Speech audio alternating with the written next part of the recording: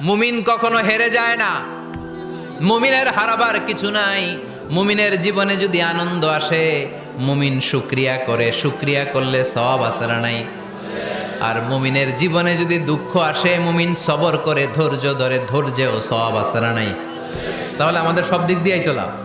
আনন্দের দিনগুলাতে শুকরিয়া করব, আর দুঃখের দিনগুলাতে ধৈর্য ধরব। দুইটার মধ্যে সওয়াব আছে না নাই?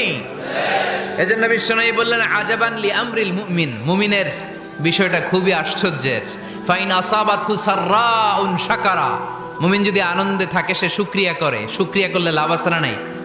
ওয়াইন আসাবাতহু দাররাউন সাবারা, আর দুঃখে পড়লে সে সবর করে, ধৈর্য ধরে, ধৈর্য ধরলে সওয়াব আছে না নাই? তার মানে আমাদের হারাবার কিছু আছে।